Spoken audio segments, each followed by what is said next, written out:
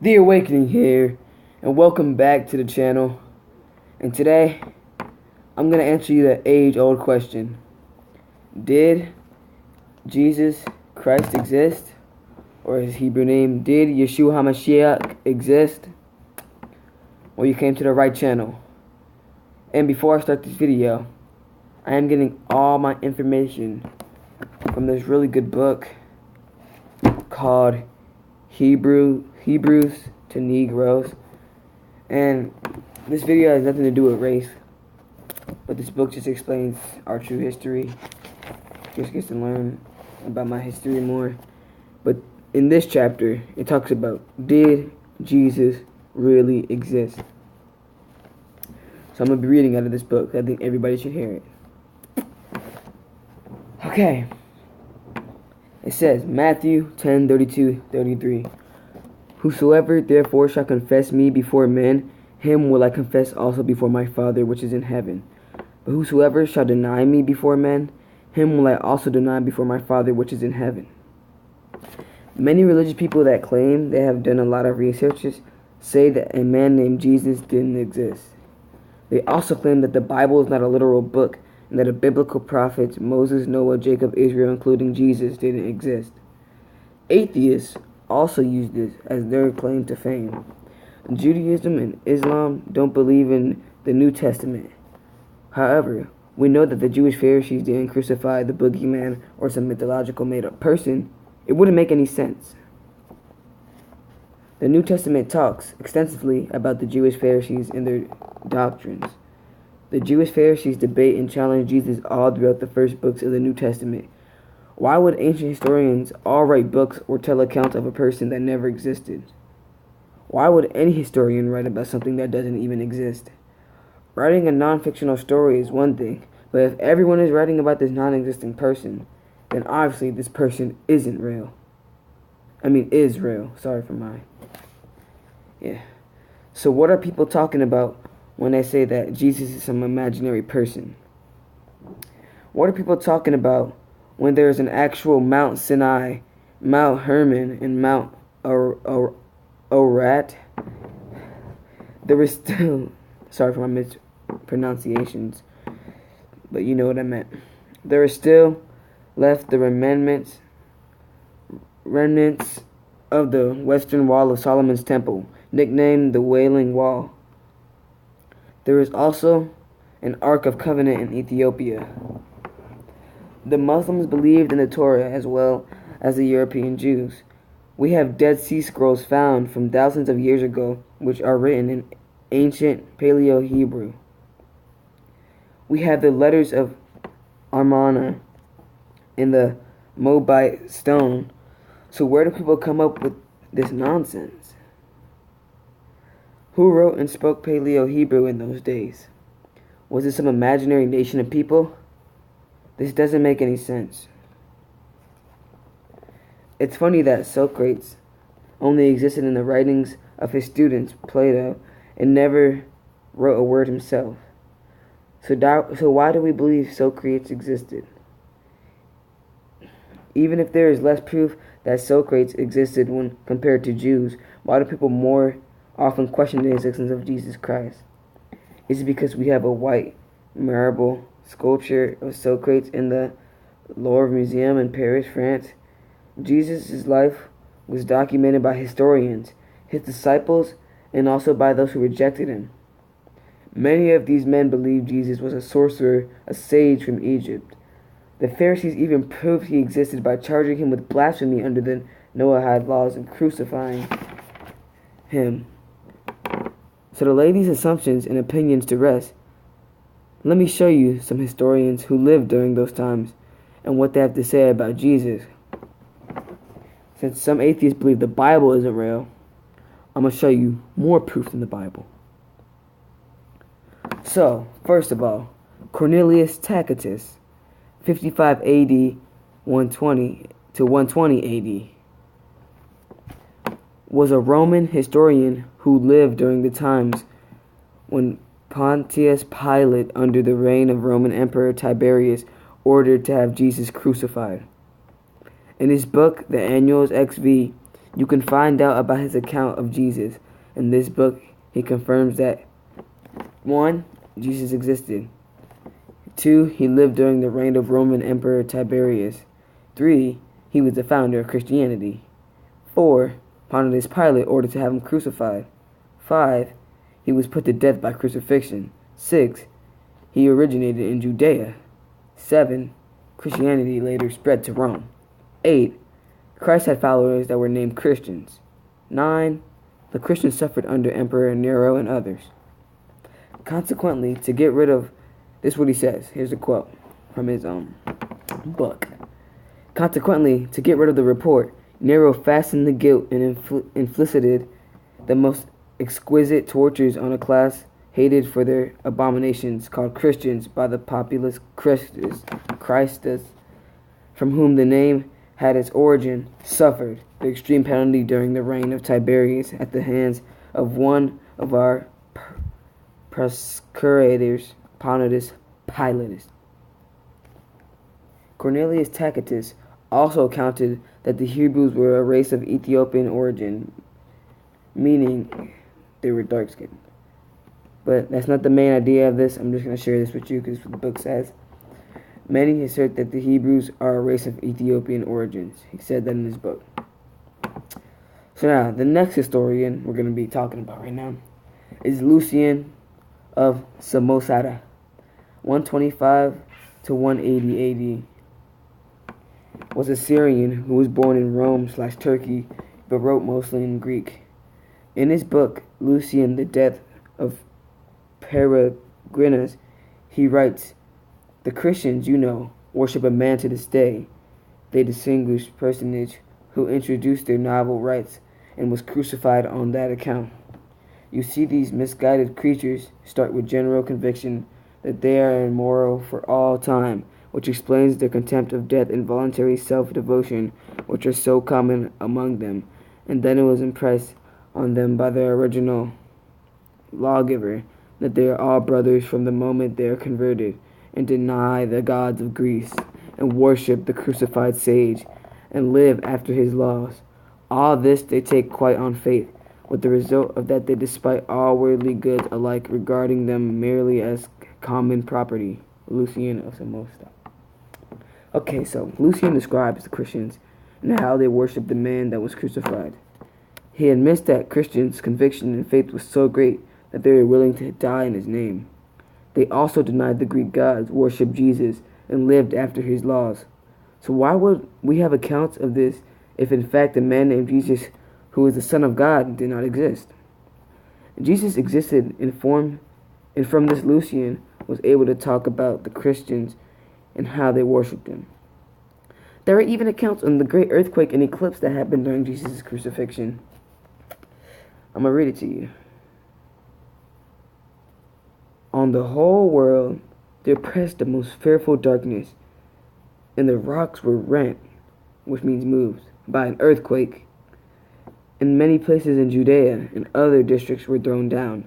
This darkness, historian, in the third book of his history, this history, caused, as appears to me without reason, an eclipse of the sun, records that in the time of Tiberius Caesar, at full moon, there was a full eclipse of the sun from the 6th hour to the 9th, manifestly the on of which we speak, Julius African, born in Jerusalem 180 AD to 240 AD.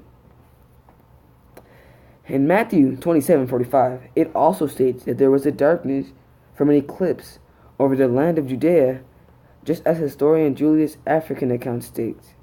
Now let me read to you, Matthew 27:45. "Now from the 6th hour there was a darkness over all the land until the 9th hour. And about the 9th hour Jesus cried with a loud voice, saying," that is to say, my God, why hast thou forsaken me?" In the book of Matthew, it describes the rocks that moved and the earthquake that Julius African talks about in his written works. Matthew 27:51. "And behold, the veil of the temple was rent in twain from the top of the bottom, and the earth did quake from the rocks rent." excuse my mispronunciation, Philogon. Philogon was a Greek historian born around 80 AD, around the time of Jesus Christ. There are two books credited to his name, the Chronicles and the Olympiads. Little is known about Philogon, but he made references to Jesus Christ. Other historians discuss the writings of Philogon, as you will see further. The first quote below is unique to Greek historian Origen. The second quote is recorded by Philippion. The third quote is from Julius Africanus, and last is from Roman historian Jerome.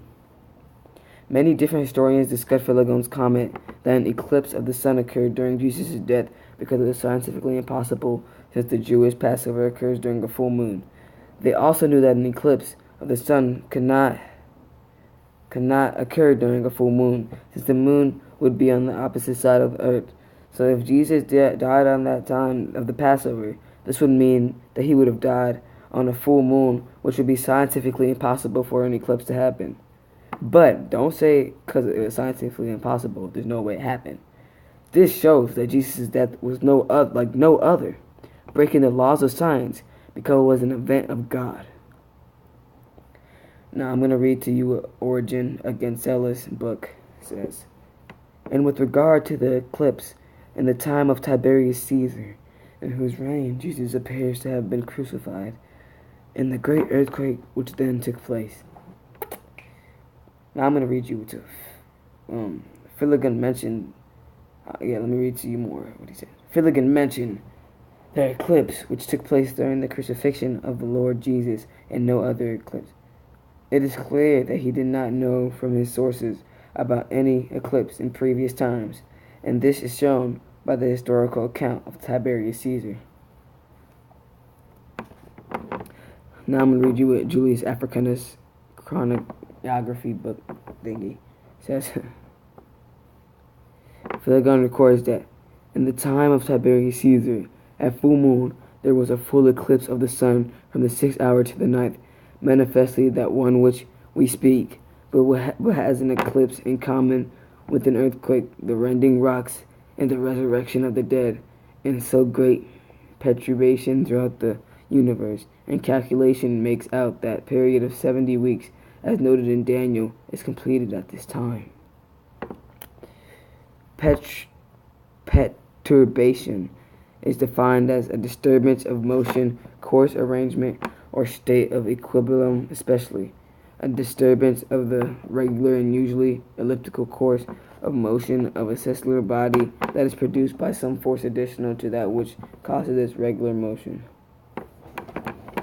In the fourth, I'm going to read to you Olympiad.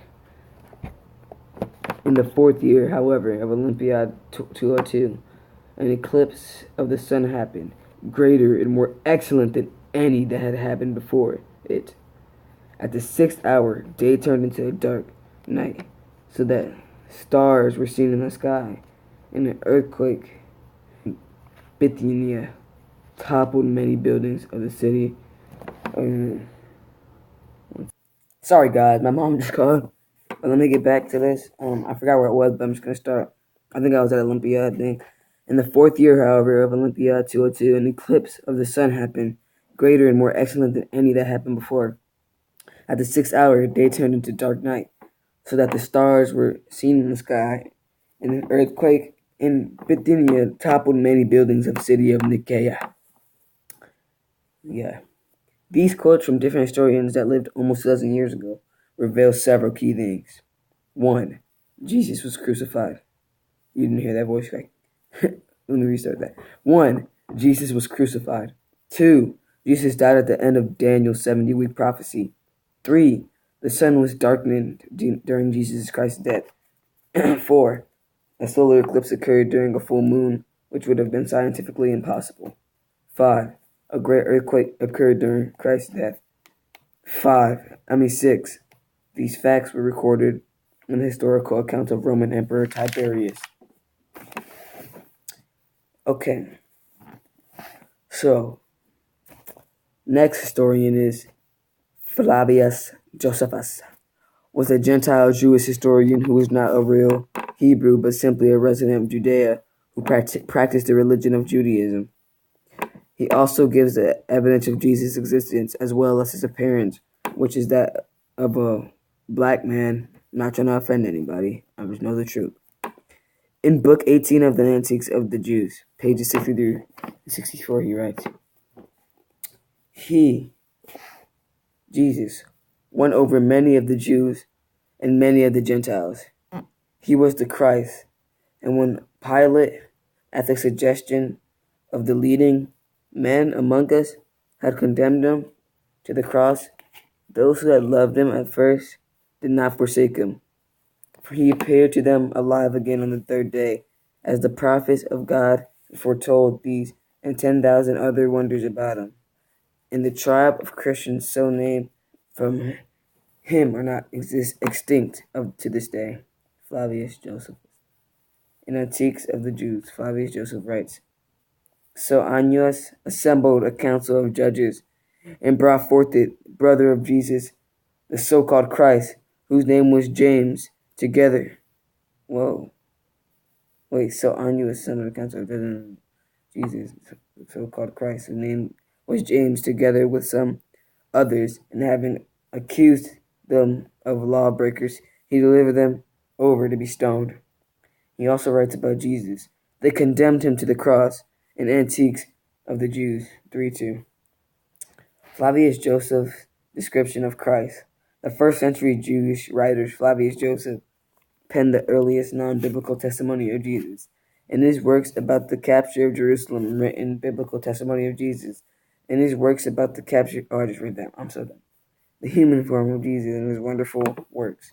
Biblical scholar Robert Eisler, in a classic 1931 study of Joseph's testimony, was able to reconstruct the anecdotal testimony based on a newly discovered Old Russian translation that preserved the original Greek text. According to Eisler's reconstruction, the oldest non-biblical description of Jesus read as follows. So guys, this is the first testimony of what he looked like that was not in the Bible. So let's go into what this guy said. At that time also there appeared a certain man of magic power, if it be meet to call him a man, whose name is Jesus, whom certain Greeks called Son of God, but his disciples called him the true prophet. He was a man of simple appearance, mature age, black-skinned, short growth, hunchbacked, protagonist with a long face, a long nose, eyebrows meeting above the nose, with curly hair, but having a line in the middle of the head after the fashion of the Nazarenes, with an undeveloped beard. Flavius Josephus. So that is it for this episode of Did Jesus Really Exist? If you guys enjoyed this video, please hit that thumbs up button and like button. Same thing. Hit the subscribe button too. But if there's a friend out there who's not a believer in Jesus, please share them with them. And even share this to a believer just to test their faith and prove their faith with them. And I just proved to you guys that Jesus did exist without using the Bible. Because if the Bible isn't real, I got more proof for you. The Bible is real, but there's people who don't believe it. So I showed you another way to believe. As always, shalom. Have a great day.